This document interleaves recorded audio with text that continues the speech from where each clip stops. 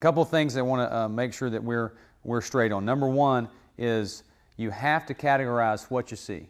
Here's what I mean by that. I have 3 kids, and every time they've grown up, I've taken them to the zoo at some point. And we go to the zoo and I kind of show them, and I see a tall animal with a long neck, long legs, and spots. I tell them that's a giraffe.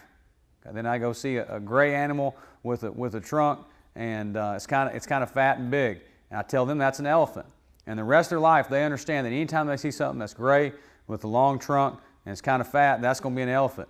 And then the same thing with the giraffe. I've categorized for them what that is. And so what I think is important that a lot of times we don't do as coaches is we don't try to get things into categories. One of the things that we work hard as our staff is making sure that we can categorize stuff, bring things together, make things similar. And so there'll be a lot of guys out there that run so many pass routes, it's really, you'll feel like there's no way we can do it. You can't. You can't. Take what they do and try to group it and then work those groups.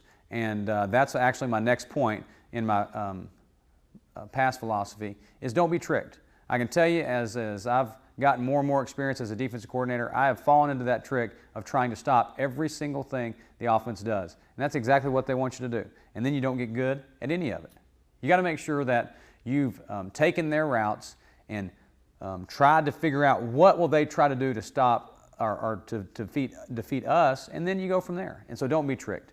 I want to say this again, and if you've watched all 3 videos, you're probably tired of me saying this, but we're going to work really hard on swarm. We've got to make sure, though, that we are running our butt to the ball, even in pass hole. You know, if you're watching this and you're a coach, you struggle sometimes with making your guys hustle in pass hole because it's so spread out, and after the play's done, you're just kind of coaching.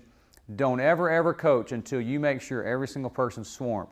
You've got to make sure that even the backside corner is running to the football, even in pass hole, and you'll be amazed what happens to your defensive swarm when you hold them accountable in practice when it's hot and nobody really wants to be there. When you can do that, then on game night, they'll shine.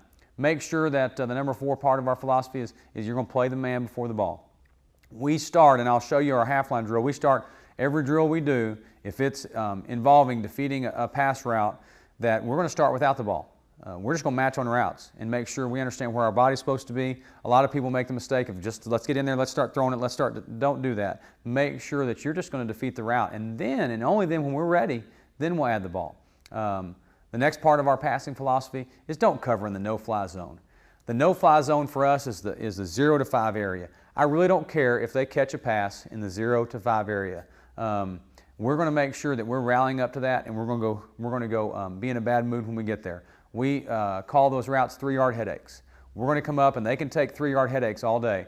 And most offensive coordinators, now there's a few, but most offensive coordinators won't be patient enough to throw the 4 or 5-yard route over and over and over again. So don't cover in the no-fly zone. And the last thing, work turnovers. We talked about in my last video about emphasizing turnovers in practice.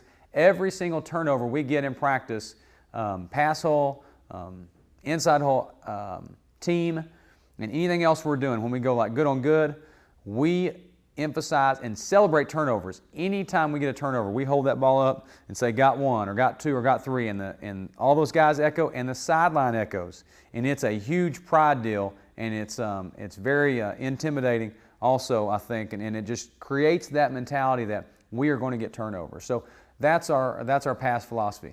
I hope that helps you. You got to have what you're trying to do in every single thing that you do. So that's our pass philosophy. Let's start looking at how we number receivers.